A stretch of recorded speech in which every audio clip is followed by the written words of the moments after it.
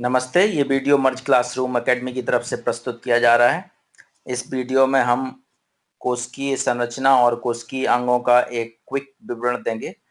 हमने पिछले कई सारे वीडियोस में अलग-अलग हिस्सों में उनका विवरण दिया हुआ है। कोशिका की संरचना सजीव होती है और ये सभी प्रकार के कार्य करती है, जैसा पिछले वीडियोस में बताया गया था, और इनका आकार अति सूक्ष्म होता है, माइक्रोमीटर में होता है।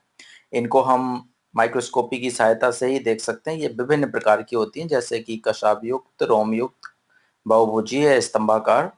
ये जेली जैसी एक वस्तु द्वारा घिरी रहती हैं। इस आवरण को हम कोशिकावरण या सेल मेम्ब्रेन कहते हैं, या इसको प्लाज्मा मेम्ब्रेन भी कहा जाता है। और इनके भीतर अनेक संरचनाएं पाई जाती हैं। इनको हम अंतःकोशिकीय अंग कहते हैं। जो अंदर संरचनाएं होती हैं उसमें केंद्रक, केंद्रिका, गोल्जी बॉडी, अंतःप्रदबी जालिका, राइबोसोम, पेरोक्सिसोम, प्लाज्मा झिल्ली, लाइसोसोम, रेक्तिका, गुणसूत्र, माइटोकॉन्ड्रिया या कड़ा सूत्र और जीवद्रव्य इत्यादि पाए जाते हैं। ये एक सामान्य संरचना होती है यूकैरियोटिक सेल्स की। अगर आप देखेंगे तो इस तरीके से इसमें बहुत सारी संरचनाएं अंदर पाई जाती हैं। इनको अंतःकोशिकीय अंग कहते हैं। और इसके ऊपर से इसका आकार इसको देने के लिए इसमें कई सारे तंतु होते हैं। मध्यवर्ती तंतु हो सकते हैं, या फिर सूक्ष्म तंतु यहाँ पे हैं, या फिर सूक्ष्म नलिकाएं।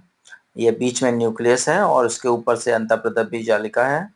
ये माइटोकॉन्ड्रिया है और ये रेक्तिकाएं पाई जाती हैं, जो कि पादप कोशिकाओं में ज्यादा बड़ी बड़ी होती हैं। गोल्जी का है इधर पे है।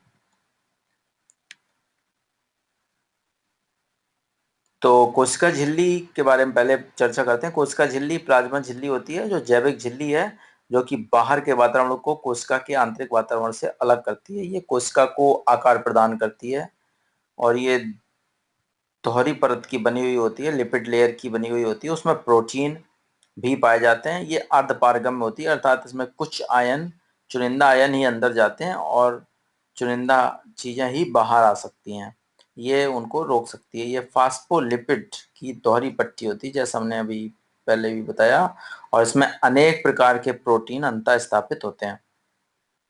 इनकी सबसे पहले अर्नेस्ट ओबर्टॉन ने सुझाया था कि कोशिका झिल्ली लिपिड से बनी होती है। फिर कई सारे लोगों ने बाद में कई सारी चीजें बताई।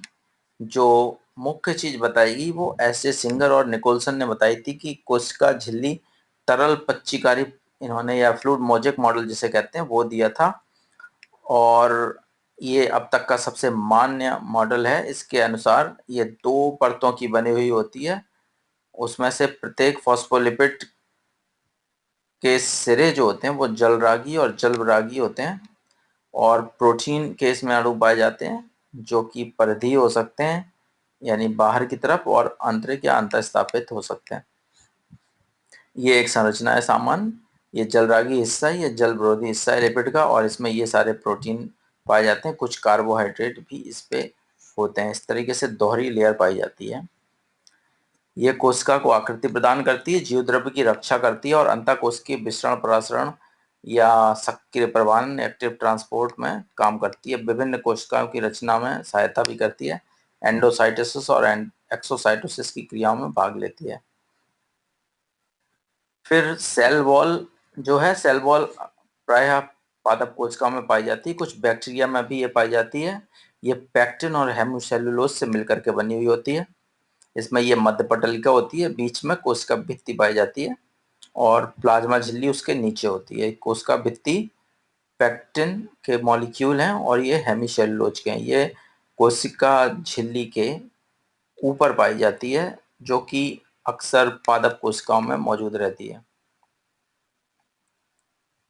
ये कोशिका भित्ति का निर्माण सेलुलोज, पेक्टोज और अन्य निर्जीव पदार्थों द्वारा होता है। जैसा पिछले चित्र में बताया, कोशिका भित्ति में दो परतें होती हैं, जिनमें मध्य लैमिना नामक दीवार होती है।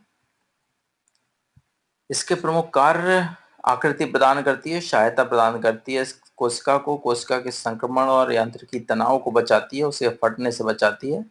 अंदर जो क्रियाएं होती हैं, ऑस्मोटिक एक्सचेंज में सहायता करती है और पानी के नुकसान को रोकती है। महत्वपूर्ण कार्य है। ये टर्गर प्रेशर जो होता है पादप कोशिकाओं में, उससे इनको कोशिकाओं को फटने से ये बचाती है। माइटोकॉन्ड्रिया ये एक महत्वपूर्ण कोशिकीय अंग है। माइटोकॉन्ड्रिया शब्द ये ग्रीक भाषा से आया था और महत्वपूर्ण बात यह है कि ये जीवाणु और नीली हरी कोशिकाओं को छोड़ दें तो सभी पादप कोशिकाओं और जंतु कोशिकाओं में ये पाए जाते हैं और ये जीव द्रव्य में या फिर साइटोप्लाज्म में बिखरे रहते हैं। सबसे पहले रिचर्ड ऑल्टमन ने 1894 में माइटोकॉन्ड्रिया सेल्स में देखा था और उसे बायोप्लास्ट इन्होंने नाम दिया था। बाद में कार्ल स्वेंद्रे ने इसे माइटोकॉन्ड्रिया का नाम दिया। फिर बेंजामिन किंग्सबरी ने माइटोकॉन्ड्रिया को बताया कि ये श्वसन में या रेस्पिरेशन में सहायता करता है।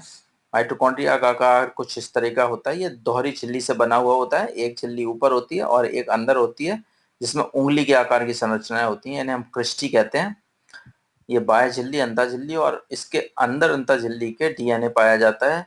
उस अंतः झिल्ली पर छोटे छोटे अणु पाए जाते हैं, इनको हम एफ प्रोटीन कहते हैं, जो कि फूड का या उसको पचाने या फिर उसको एनर्जी कन्वर्ट करने में काम करते हैं। यहाँ पे एटीपी का निर्माण होता है। ये एटीपी कोशिकाओं में एक तरह से एनर्जी के रूप में मौजूद रहती है, इसलिए हम इसको माइटोकॉन्ड्रिया को कोशिका का पावर हाउस भी कहते हैं। अगर आप इलेक्ट्रॉन माइक्रोस्कोपी से देखेंगे तो माइटोकॉन्ड्रिया इस तरीके की दिखाई देंगी। कोशिकीय श्वसन में ये भाग लेती हैं, जो कि प्रमुख कार्य है इनका। इन्हें हम पावर हाउस कहते हैं क्योंकि यहाँ पे ऊर्जा का निर्माण होता है। जैसे हमने बताया, यहाँ पे एटीपी का निर्माण होता है। ये एटीपी ऊर्जा की तरह काम करती है। माइटोकॉन्ड्रिया के अंदर आनुवंशिक पदार्थ भी पाए जाते हैं, डीएनए पाया जाता है। और माइटोकॉन्ड्रिया में अगर दोष उत्पन्न हो जाए तो बहुत सारी बीमारियां भी पैदा होती हैं।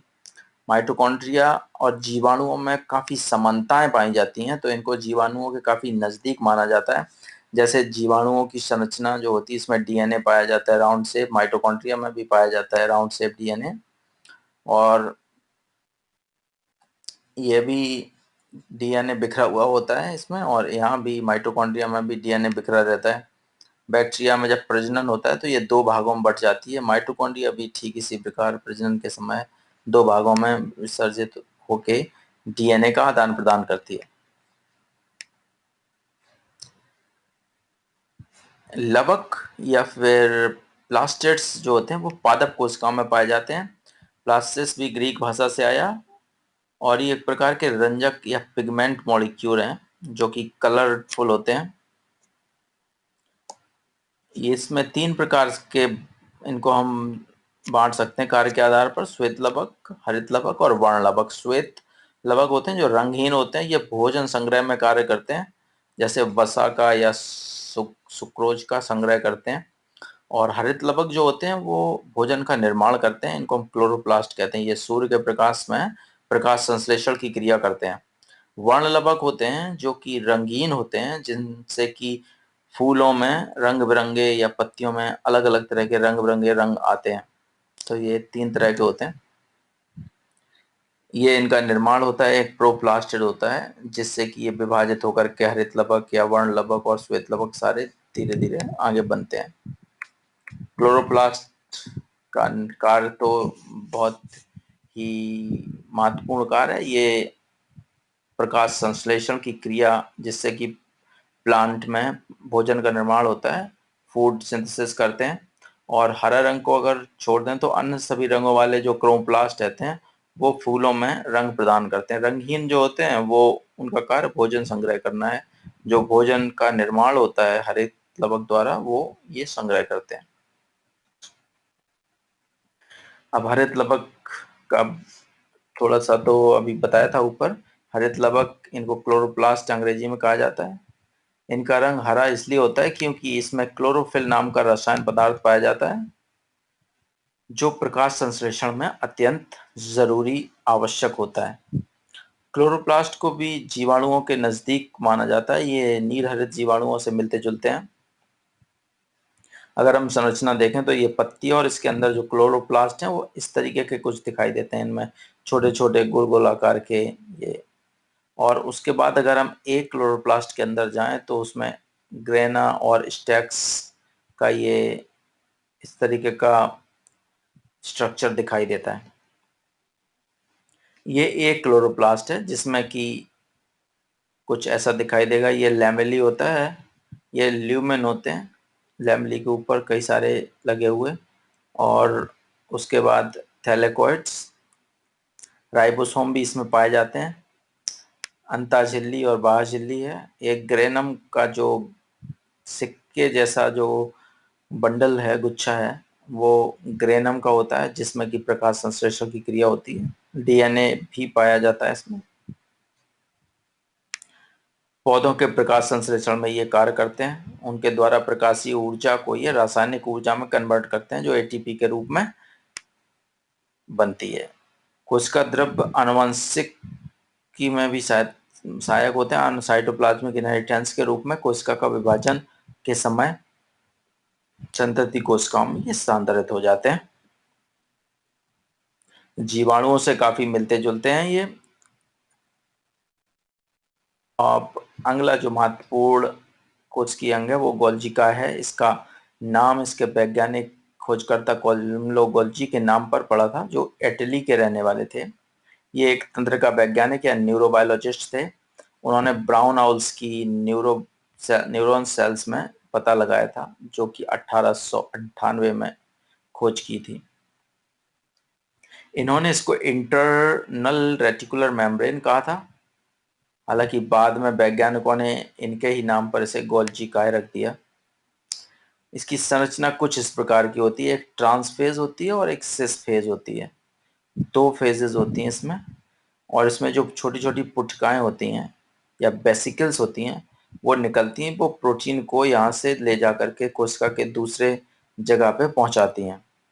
कुछ होती हैं जो मालवाहक पुटकाएं होती हैं या ट्रांसपोर्ट बेसिकल्स होती हैं, वो ट्रांसपोर्ट करती हैं फूड का या किसी और चीज का। ये अंग साधारणतः केंद्रक के समीप ही पाए जाते हैं। एलिमेंट्स इनमें तीन चीजों से बने होते हैं: फ्लैट सैक से, लार्ज वैक्यूल से और बेसिकल से। ये फ्लैट सैक हो गई, ये लार्ज वैक्यूल हो गई और ये छोटी छोटी वेसिकल। इनका कार्य कोशिकीय स्रवण या सेलुलर सेक्रीशन में होता है और प्रोटीन और वसाओं को या एंजाइम्स का ये स्टोरेज भी करते हैं। उसके बाद ये छटनी भी करते हैं उनकी और छांट करके जगह जगह पर पहुंचाते हैं। एंडोप्लाज्मिक रेटिकुलम, या इसको हिंदी में अंतःप्रदब्बी जालिका भी कहते हैं। ये जालिका कोशिका में आशयों और नलिकाओं के रूप में होती है, जो कि न्यूक्लियर मेम्ब्रेन के काफी समीप होती है। दो प्रकार के हिस्सों में बांटते हैं हम इसको: चिकनी सतह वाली और खुरदरी। जैसे यहाँ पे देखिए ये चिकनी सतह है और यहाँ पे ये सारी खुरदरी है। इस पे छोटे छोटे छोटे छोटे कई सारे डॉट्स के जैसे निशान है और ये केंद्रक है। तो यहाँ से ये शुरू होती है। अगर आप ऊपर से सामने से देखेंगे तो इस तरीके की दिखाई देगी। ये केंद्रक होगा और यहाँ पे ये खुरदरी सतह वाली और फिर ऊपर से चिकनी सतह वाली अंतःप्रदब्बी जालिका या एंडोप्लाज्मिक रेटिकुलम। अगर आप इलेक्ट्रॉन माइक्रोस्कोपी से देखेंगे तो इस तरीके की दिखाई देगी। इनकी सतह खुरदुरी इसलिए होती है कि इस पर राइबोसोम्स के छोटे छोटे कण चिपके हुए होते हैं और ये राइबोसोम के कण प्रोटीन संश्लेषण में सहायक होते हैं। ये मैकेनिकल सपोर्ट भी देते हैं और इंट्रासेलुलर ट्रांसपोर्ट में भी सहायक होते हैं। सबसे महत्वपूर्ण कोशिकीय अंग न्यूक्लियस या केंद्रक, जिसको हम कहते हैं, रॉबर्ट ब्राउन ने इसकी 1839 में खोज की थी। मैथ्यूस लाइडन ने फिर 1831 में, उसके बाद 38 में उन्होंने, स्लाइडन ने केंद्रक कोशिका के निर्माण में कार्य करता है ये बताया था। एक ओमिनस सेलुला दे ओमिनस वाद या थ्योरी जो थी वो रुडोल्फ वर्चोव ने दी थी। इसके अनुसार क्या है कि सेल का निर्माण हमेशा सेल से ही होता है। केंद्रक सभी वनस्पति प्राणी कोशिकाओं के भीतर पाए जाते हैं। ये कोशिकाओं का नियंत्रक कहा जाता है। इसमें समस्त कार्यों का संचालन होता है। एक कोशिका में सामान्यतः एक ही केंद्रक होता है और इसके भीतर केंद्रक रस, केंद्रिका और पितृसूत्र मौजूद होते हैं।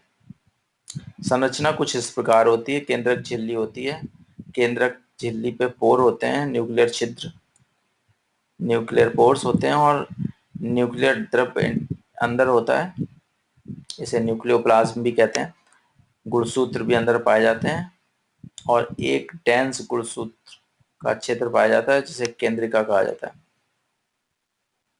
इसके कार्य कई सारे हैं, पर महत्वपूर्ण कार्य जो इसके अंदर होते हैं उसमें ट्रांसक्रिप्शन का केंद्र होता है, आरएनए का निर्माण होता है, अर्थात कोशिका को क्रियाशील बनाए रखता है ये, और कोशिका विभाजन में भी सक्रिय होता है। टूट फूट या म्यूटेशन में ये मरम्मत करता है और डीएनए के रेप्लिकेशन तथा कोशिका विभाजन में कार्य करता है। केंद्रिका इसके अंदर पाई जाती है, जैसा हमने बताया था, प्रत्येक केंद्रक में एक या अधिक केंद्रिकाएं हो सकती हैं और विभाजन की कुछ विशेष अवस्था में केंद्रिका लुप्त भी हो जाती है। केंद्रिका के भीतर राइबोन्यूक्लिक एसिड या आरएनए पाया जाता है और कुछ विशेष प्रकार के एंजाइम अधिक मात्रा में होते हैं। ये माइटोसिस या सूत्रीय विभाजन में अत्यंत महत्वपूर्ण कार्य करते हैं। ये केंद्रिका होती है यहाँ पे, अगर आप इलेक्ट्रॉन माइक्रोस्कोप से देखेंगे तो ये केंद्रक है और इसके बीच में केंद्रिका दिखाई देगी। जीवद्रव्य कोशिका झिल्ली का केंद्रक के मध्यवर्ती स्थान में पाए जाने वाला जो द्रव्य होता है उसे हम जीवद्रव्य या कोशिका द्रव्य कहते हैं। केंद्रक झिल्ली के भीतर पाए जाने वाले जीवद्रव्य को हम केंद्रक द्रव्य कहते हैं। 1846 में ह्यूगो वान मोल ने यह बताया था कि पादप कोशिकाओं में चिकना दानेदार ये पदार्थ होता है जो इसको केंद्रक से अलग किया जा सकता है, और ये जीवद्रव्य इन्होंने बोला था कि ये द्रव्य होता है। पुरकिंजे ने बाद में कोशिका द्रव्य और केंद्रक द्रव्य नाम दिए, और फिर थॉमस हक्सले ने बताया था कि जीवद्रव्य जीवन का भौतिक आधार है। प्रोटोप्लाज्म ग्रीक भाषा में लिया गया जिसका तात्पर्य प्रोटोस से होता है। एक गाढ़ा तरल पदार्थ है जो स्थान स्थान पर अलग अलग नामों से पाया जाता है, जैसे कि कोशिका में न्यूक्लियस के अलावा जो क्षेत्र है उसको कोशिका द्रव्य कहते हैं, और न्यूक्लियस के अंदर जो होता है उसे हम केंद्रक द्रव्य कहते हैं। कोशिका का ये भाग शरीर की समस्त जैविक क्रियाएं करता है। इसको जीवन का भौतिक आधार भी कहते हैं, सब बताया। अगर आप प्राणी और जीव कोशिकाओं में देखेंगे तो जीव द्रव्य होता है, केंद्रक द्रव्य होता है और कोशिका द्रव्य लगभग सभी होते हैं। वैक्यूल्स का आकार इनमें थोड़ा बड़ा होता है। जीव द्रव्य में जल की मात्रा लगभग 80% होती है, सारा जल ही होता है। उसके बाद प्रोटीन होती है, वसाएं होती हैं, कार्बोहाइड्रेट होते हैं, अकार्बनिक लवण होते हैं, इनऑर्गेनिक सॉल्ट। जीव द्रव्य कई प्रकार के भी हो सकते हैं, कोलाइडल हो सकते हैं, ग्रेन्युलर हो सकते हैं, फाइब्रिलर हो सकते हैं, रेटिकुलर हो सकते हैं। धन्यवाद।